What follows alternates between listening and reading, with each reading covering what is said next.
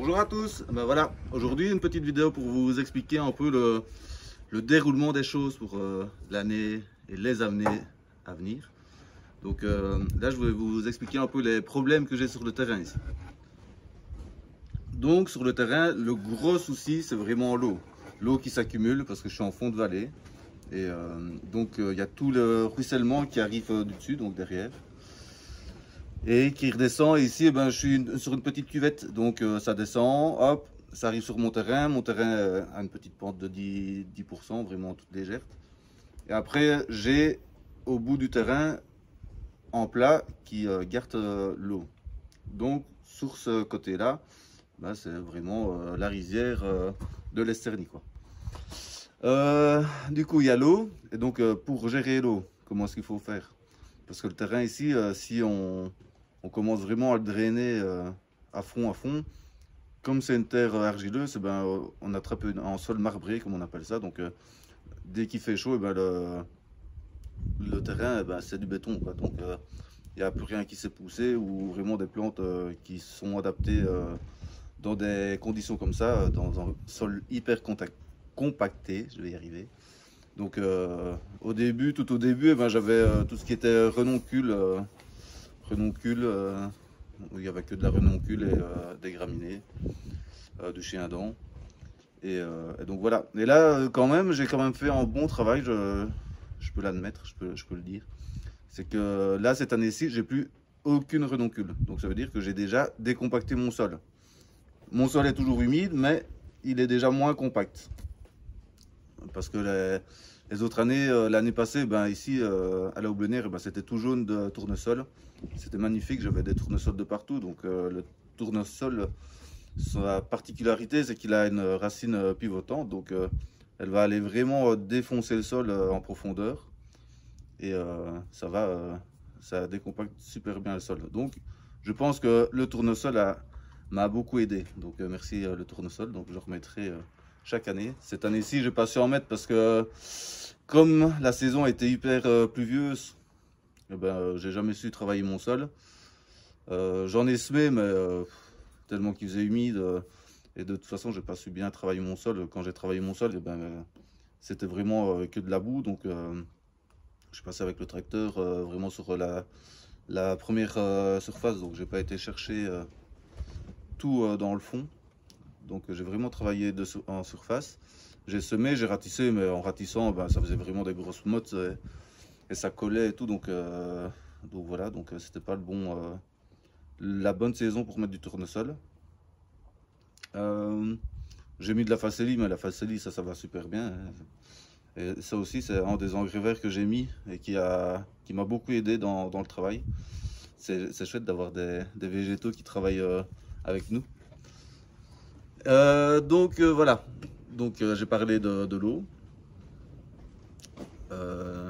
j'ai parlé des petites plantes qui m'ont aidé, grandement aidé, et je vais revenir sur l'eau.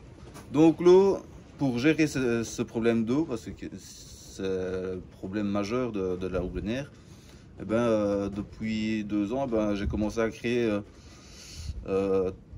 4 mares. Alors il y a 3 petites vraiment au-dessus qui récoltent les premières eaux qui arrivent du haut de la vallée, qui ruissellent. Donc là, de là, ben, il y a un trop-plein qui se fait et qui part sur le côté, qui va vers le deuxième bassin. Donc comme ça remplit le deuxième bassin tout en prenant... du coup, ben là, ça me fait des réserves. Donc le trop-plein du deuxième bassin retourne dans le circuit sur le côté, va dans le troisième petit bassin. Et là, c'est le même processus, quoi. Donc ça remplit avec les eaux du dessus, ça se remplit, le trop-plein va dans le dernier, dans le dernier bassin, et le dernier bassin, eh ben, lui, le trop-plein va dans l'écoulement des eaux de la commune, quoi, le long de la route. Donc voilà, donc comme ça, eh ben, je gère l'eau, je la conserve, après je la restitue plus loin, quoi. Donc ça, c'est vraiment une technique hyper top. Je vois vraiment du changement depuis que j'ai fait ça. J'attrape déjà mes zones de culture plus sèches, sans eau. Et voilà, c'est toujours humide, mais c'est pas non plus la rizière, quoi. Donc voilà, c'est le gros travail que j'ai fait. Et après, ben, maintenant, là je l'ai fait la semaine dernière, j'ai fait des petites baissières, vraiment sur le...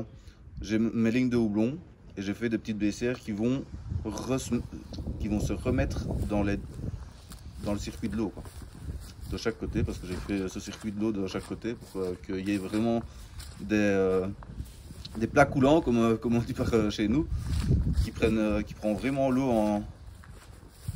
Allez, l'eau qui est de trop, et qui va les remettre dans les petits bassins, comme j'ai expliqué avant.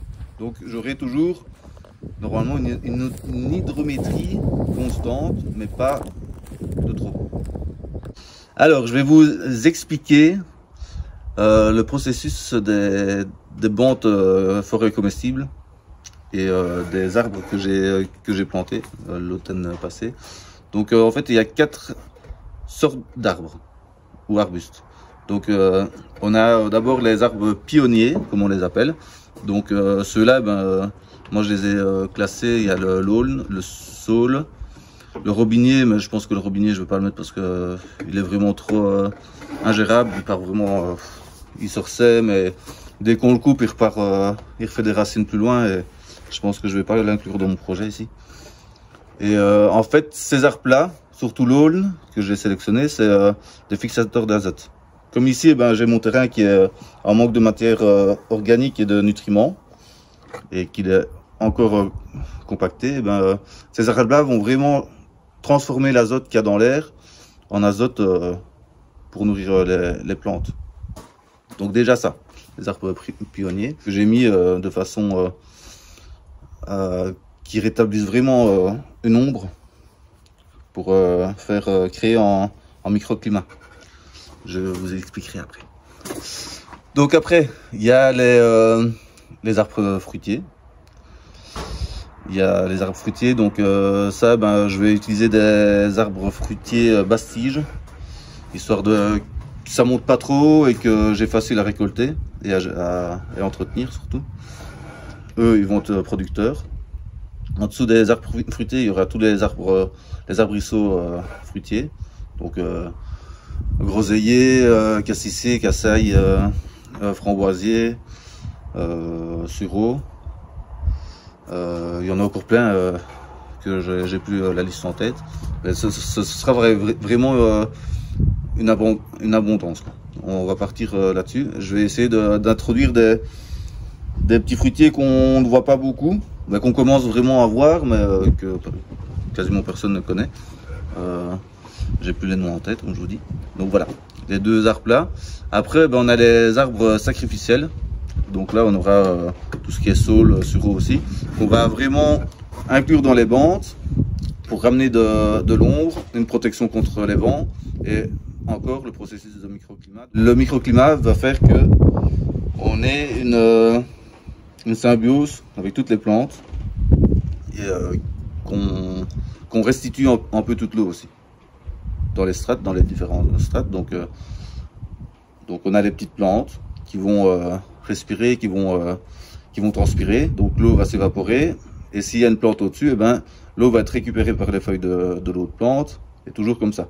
Donc on part du plus petit vers le moyen va vers le plus grand, et comme ça on génère un microclimat.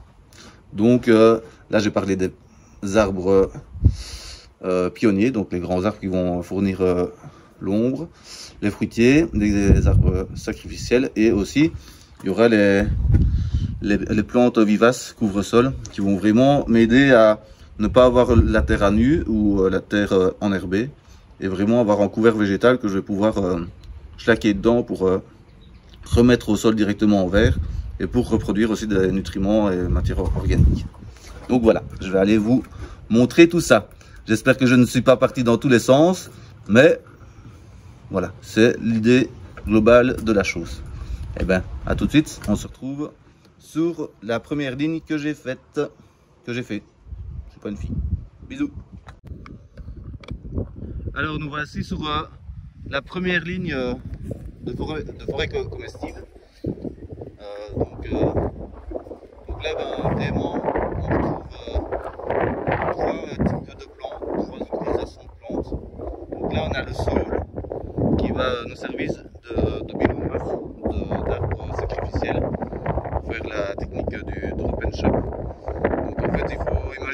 devenir gros. Et à chaque fois qu'il va prendre trop de lumière pour les fruitiers, eh ben, il faudra le couper et le remettre au sol directement. Comme ça fait un apport en matière organique et ça couvre le sol pour contre les herbacées, quoi. Donc après ça, 2 mètres, 1,50 m plus loin, on a un fruitier, donc que ce soit pommier, prunier, ou poirier, même si les poires, je ne suis pas convaincu pour mon terrain. Donc là on a vraiment sur une ligne, saule, arbre fruitier, saule, comme ça. Après là, on se décale, on a tout ce qui est arbuste fruitier à 50 cm, donc c'est vraiment dense comme plantation. Il faut vraiment recréer sur la bande un microclimat, quoi, pour que les grands arbres protègent les plus petits et gardent l'humidité constante au niveau du sol. Donc les petits fruitiers, là ici on est en camérisier, après groseillier, et entre les petits fruitiers, donc groseillier et camérisier, on a des plants vivaces qui vont servir de couvre-sol. Ici, exposé sud, on a, j'ai mis du millepertuis, j'ai mis des achillées. Et de l'autre côté, côté nord, là j'ai seulement fait les boutures hier, il y aura de la consoude. Pour vraiment faire un tapis végétal qui va pas laisser la place aux herbacées. Donc voilà. Voilà un peu le projet, le futur projet de la houblonnière. Donc des plantes fruitières, des petites zones de forêt comestible. Donc voilà. Ce que j'ai oublié de dire, c'est que ici, voilà, j'ai travaillé ma terre, hein, parce que je sais bien qu'il y en a qui vont dire c'est pas bien de travailler la terre, en sachant que j'ai travaillé vraiment superficiellement. Donc vous voyez, hein, j'ai encore tout ce qui était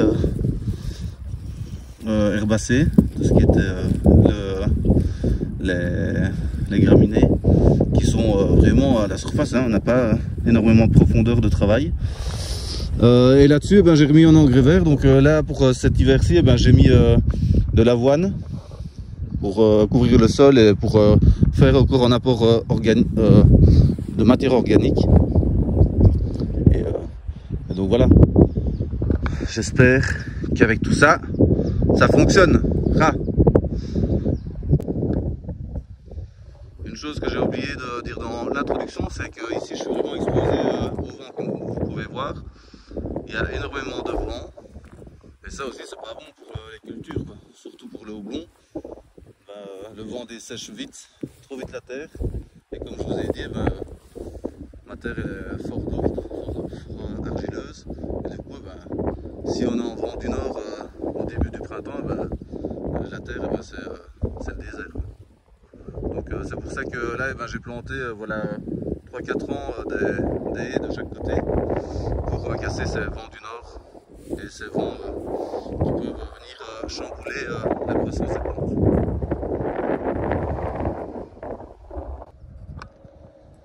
Donc ici exemple d'une ligne fruitière que j'ai fait l'année passée. Donc on a vraiment les fruitiers, on a les arbustes fruitiers, mais là ce que j'avais pas fait, je n'ai pas mis d'arbres sacrificiels. Donc évidemment il y a l'enherbement qui est là.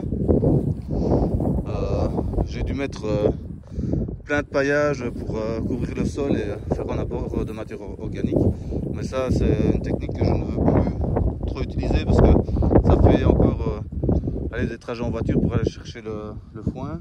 Il faut énormément de foin pour avoir une couche de matière organique suffisante pour les végétaux. Et donc voilà, c'est ça la technique du chop and drop, c'est mettre des arbres sacrificiels, les tailler 1 à 2 fois par an, les mettre au sol et voilà, empêcher l'enherbement, et ça apporte la matière organique pour les arbres.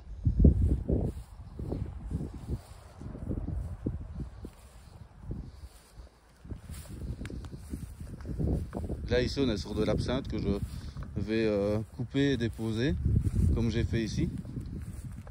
Et donc du coup ça fait un bon paillage et ça fait ça a vraiment le potentiel de matière organique comme je vous ai expliqué avant. Et ben voilà, j'ai fini ma petite vidéo qui explique les projets pour la houblonnière. Vraiment j'ai vraiment pensé, j'ai essayé de penser à tout. Donc la gestion de l'eau, la création de matière organique, le travail avec le vivant, donc accueillir tout ce qui est faune.